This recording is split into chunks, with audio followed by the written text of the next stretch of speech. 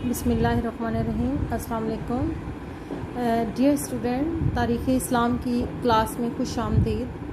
आज का जो हमारा टॉपिक है वो अबू जाफ़र मंसूर का अहद है। जो अहम वाक़यात रूनुमा हुए अबू जाफ़र मंसूर के दौर में और जिस तरीके से उनको मुश्किलात का सामना करना पड़ा और इन मुश्किलात पर अबू जाफ़र मंसूर ने जिस तरीके से काबू पाया, इसके बारे में हम पढ़ेंगे। तो इसमें हम देखते हैं कि अबू जाफ़र मंसूर जो हैं उनको चंद एक जो मुश्किलात का सामना करना पड़ा, तो उन्होंने उन मुश्किलात पर बड़ी मेहनत से और जो है वो काबू पा लिया।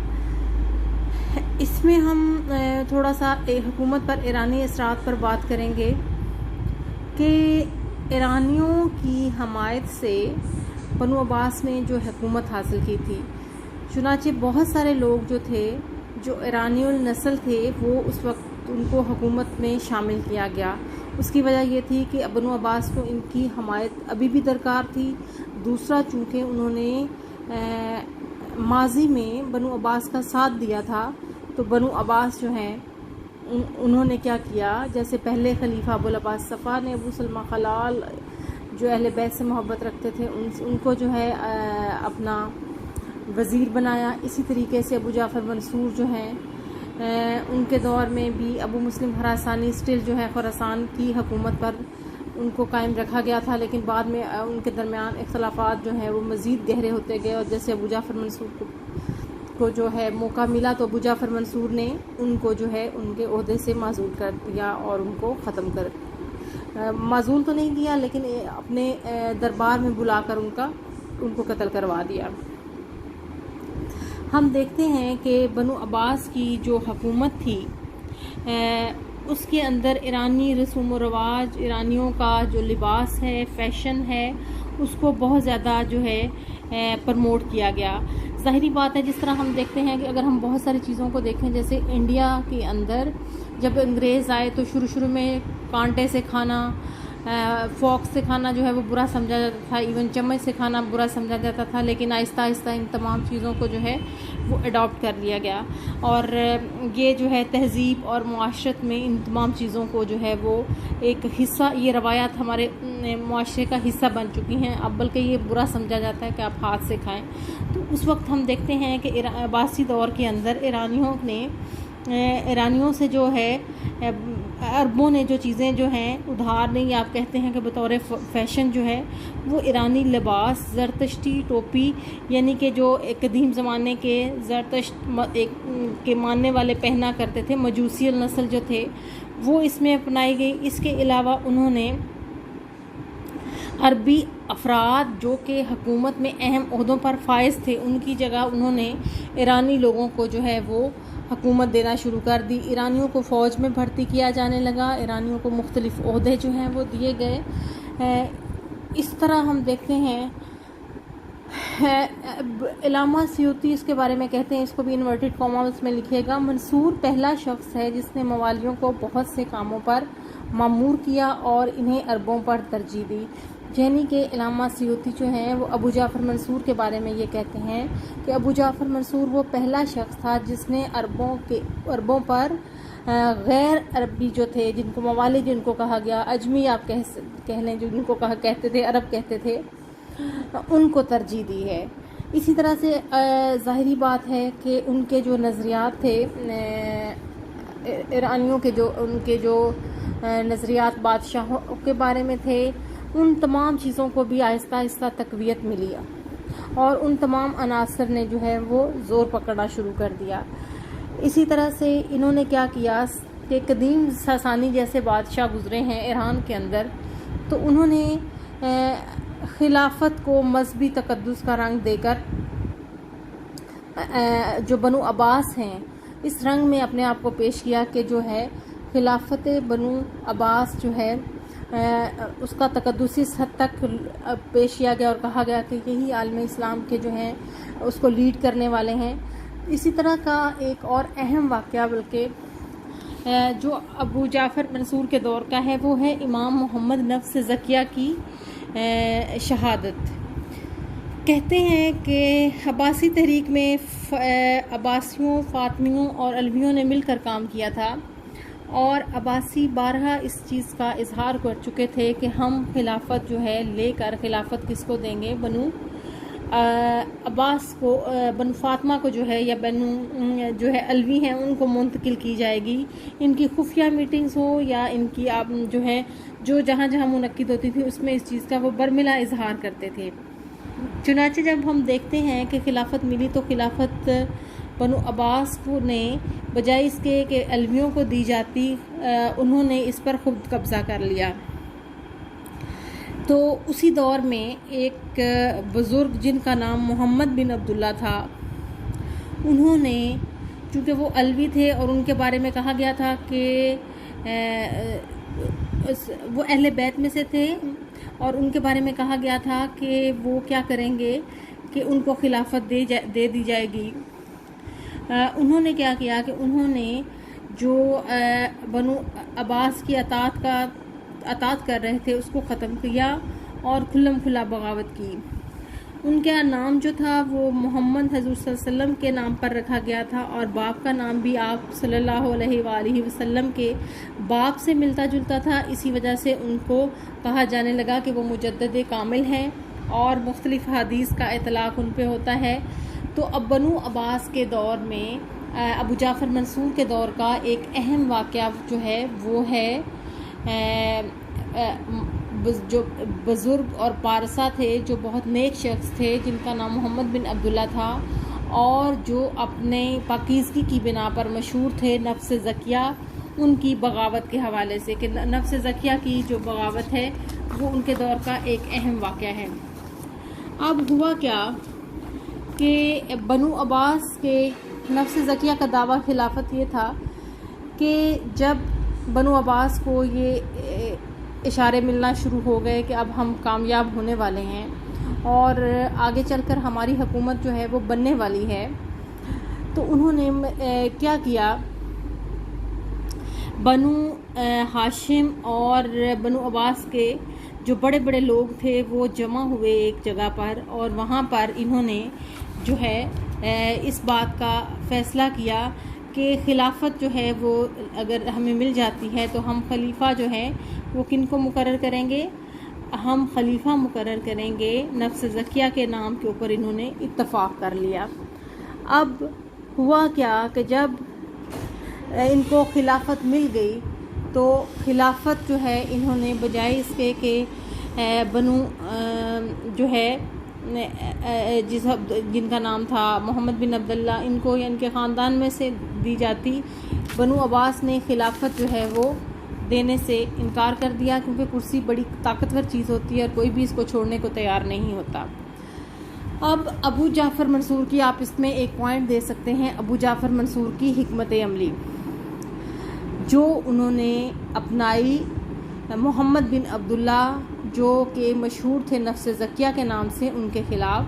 वो क्या थी कि अबू जाफ़र मंसूर ने जब खिलाफत संभाली तो उन्होंने सबसे पहले ये किया कि जो मदीने के हाकिम थे ज़ियाद बिन अब्दुल्ला, उन्हें कहा कि वो नफ्स ज़किया जो हैं उनके बारे में मुझे पूरी रिपोर्ट करें कि नफ्स ज़किया जो है वो क्या कर रहे हैं इस वक्त, उनकी जो खुफिया इक़दामात हैं, हरकत व सकनात हैं वो क्या हैं, उससे मुझे मुसलसल आगाह रखा जाए, क्योंकि उनको ख़तरा लाहक था कि नफ्स ज़किया जो हैं वो इस चूँकि बनु अब्बास जो हैं या ये लोग अपने वादे से मुकर चुके थे, तो इन्हें ख़तरा था कि कहीं ऐसा ना हो ये हमारे ख़िलाफ़ बगावत का इर्तिकाब करें। इसमें सबसे पहले हम देखते हैं कि हाकिम मदीना जो है वो उनको गिरफ़्तार करने में नाकाम रहा। अब यहाँ पर क्या हुआ कि मंसूर ने उसे माजूल किया उस हाकिम को और कैद में डाल दिया, ठीक है, और फिर नया गवर्नर वहाँ का मदीना का जो है वो भी नफ्स ज़किया को गिरफ़्तार करने में नाकाम रहा। तो मंसूर ने तीसरे शख्स रबा बिन मंसूर को जो है वो मदीना का गवर्नर मुकर्रर किया, और उसे भी यही टास्क दिया गया कि आप जाकर जिस तरह मुमकिन हो नफ्स ज़किया को गिरफ़्तार करके जो है हाजिर किया जाए। अब इन बातों से हमें पता चलता है कि अबू जाफ़र मंसूर इस बारे में कितना कीन थे कि उन लोगों को जो कि उसके गवर्नर थे उनको भी जब नाकामी का सामना करना पड़ा तो उसने इस चीज़ को बर्दाश्त नहीं किया और यके बाद दीगरे तीसरा गवर्नर जो है वो मदीना का तब्दील किया, और मदीना के जब तीसरे गवर्नर जो थे रबाह जो थे, उनको ये टास्क सौंपा गया कि आप जो हैं जाकर उनको हर हाल में है उनको गिरफ़्तार किया जाए। अब हुआ ये कि इन्होंने, आप इसमें एक अगला पॉइंट ऐड कर सकती हैं, वो है कि नफ्स ज़किया की जो नफ्स अबू जाफ़र मंसूर की हिकमत, रबाह की हिकमत अमली, रबाह के बारे में आप थोड़ा सा बताएंगे। उसने क्या किया कि मंसूर के कहने पर इनके तमाम जो रिश्तेदार थे उनको जो है इन्होंने क्या किया, उन रिश्तेदारों को गिरफ़्तार कर लिया। नतीजतन मजबूरन जो है नफ्स ज़किया को अपनी जो रपोशी थी वो ख़त्म करना पड़ी और उन्हें जो है ज़ाहिर होना पड़ा। और इसी तरह से उनके जो भाई जिनका नाम नफ्स रज़िया के नाम से मशहूर थे और जिनका नाम इब्राहीम था, और उन्हें भी जो है इल्म बगावत बुलंद करना पड़ा। तो हम देखते हैं कि मंसूर की तमाम तर कोशिशों के बावजूद मंसूर और उसके जासूस जो थे वो जो है नफ्स ज़किया और नफ्स रज़िया का पता चलाने में नाकाम रहे। लेकिन इन्होंने जब ये हिकमत अमली इख्तियार की कि उनके जो करीबी रिश्तेदार थे उन पर जुल्म सितम ढाया, उनको गिरफ़्तार किया गया और सख्ती जो है उन पर रवा रखी गई। तो जो नफ्स ज़किया थे, मोहम्मद बिन अब्दुल्ला जिनका नाम था, और उन्होंने फिर अपनी रापोशी जो है वो खुद ही ख़त्म करके खुल्लम खुल्ला जो है बगावत जो है वो अलम बगावत बुलंद किया 144 हिजरी में। और उनके बारे में मशहूर है कि उन्होंने जो है मदीना पर कब्ज़ा कर लिया। लेकिन यहाँ पर दोबारा जो है बात की गई कि नफ्स ज़किया को किस तरीके से ट्रेस करने की कोशिश की गई और किस तरीके से, जो इस पे थोड़ा सा चंद वाक़यात हैं जिसमें कहा जाता है कि एक दफ़ा जो है मंसूर हज की नीयत से मक्का मुकरमा पहुंचा और वो इस कोशिश में था कि वो किसी तरीके से भी जो है नफ्स ज़किया को तलाश करे। इस पर नफ्स ज़किया और इमाम इब्राहीम नफ्स रज़िया जो थे वो उन्होंने क्या किया कि उन्होंने बसरा में जाकर रपोशी इख्तियार कर ली। इसके बाद वो वहाँ से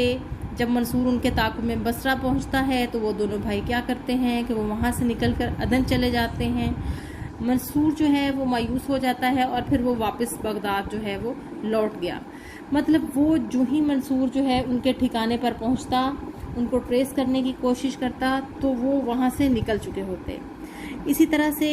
कहा गया कि एक दफ़ा मंसूर हज के लिए आया तो दोनों भाई नफ्स ज़किया और नफ्स रज़िया जो थे दोनों भेस बदल कर मुसलसल जो है वो इनके साथ आगे पीछे चलते रहे। और मंसूर, चूँकि मंसूर का अगर हम देखें तो एक जासूसी का बहुत बड़ा निज़ाम था, लेकिन उसके बावजूद जो है मंसूर उनको ट्रेस करने में, उनको उनकी जो जगह थी मालूम करने में नाकाम रहा। कदीम ज़माने में भी ऐसा होता था कि जैसे आप हिंदुस्तान की तारीख़ में देखें कि बहुत सारे लोग जो हैं वो क्या किया करते थे, वो जैसे चंद्रगुप्त मौर्य एक बड़ा मशहूर बादशाह गुजरा है, तो उन्होंने क्या किया था कि उन्होंने ख़वातीन रखी हुई थी जो जासूसी करती थी, बूढ़ी ख़वातीन या जवान ख़वातीन। तो जो बनु अब्बास थे उन्होंने भी इस तरीके को इसको रखा हुआ था। इस तरह ख़वातीन जो हैं जासूस जो हैं वो भर्ती की गई थी, लेकिन किसी भी तरह से वो सुराग लगाने में नाकाम रहीं। हम कहते, और एक वाक़या बयान किया जाता है कि दोनों भाई इस हद तक मुस्तैद और इस हद तक बाखबर थे कि इस हद तक वो थे अपने मतलब मकासद में, और इस हद तक वो तेज़ थे कि एक दफ़ा उन्होंने भेस बदल कर मंसूर के दस्तरखान पर खाना खाया। यानी कि मंसूर के साथ बैठे, मंसूर के साथ खाना खाया, और मंसूर को इस बात का इल्म नहीं हो सका कि वो मंसूर के साथ जो हैं वो बैठे हैं और वहाँ पे वो खाना खा रहे हैं। इसी तरह से हम देखते हैं कि जब अब्बासी खलीफा मंसूर ने आले हसन को कत्ल करने की ठानी तो नफ्स ज़किया जो हैं उन्होंने अपने जाननिसारों के साथ मदीना में ज़ाहिर हुए, और मदीना के लोगों ने इमाम नफ्स ज़किया का जो है वो बहुत ज़्यादा शानदार इस्तकबाल किया। और नफ्स ज़किया का ऐलान खिलाफत, उसको आप हेडिंग देंगे ऐलान खिलाफत। तो नफ्स ज़किया जो हैं उन्होंने खिलाफत का ऐलान किया। उन्होंने जब खुद लेकिन कुछ अफराद ऐसे थे, जैसे अहले बैत में से कुछ लोगों ने उनके हाथ में बैत नहीं की। जैसे हम जो बात करेंगे मुख्तलिफ लोगों की, जिनमें हम बहुत करीबी लोग थे, जैसे इमाम हुसैन की औलाद में से आगे चलकर जो हैं लोग जो हैं वो बिल्कुल इन तमाम एक्टिविटीज़ से अलग रहे। चंद एक लोग जो हैं उनका तज़किरा हमें तारीख़ में मिलता है। इसी तरह से हम देखते हैं कि इमाम नफ्स ज़किया का मदीना पर कब्ज़ा, इसको आप ये हेडिंग दीजिएगा कि इमाम नफ्स ज़किया का मदीना पर कब्ज़ा। मदीना पर उन्होंने कब्ज़ा किया और मदीना का जो गवर्नर था, रबा जो था, उसको उन्होंने क्या कर लिया, रबा को जो है गिरफ़्तार किया और अपने हामी कैदियों को, जिनको इस पदाश में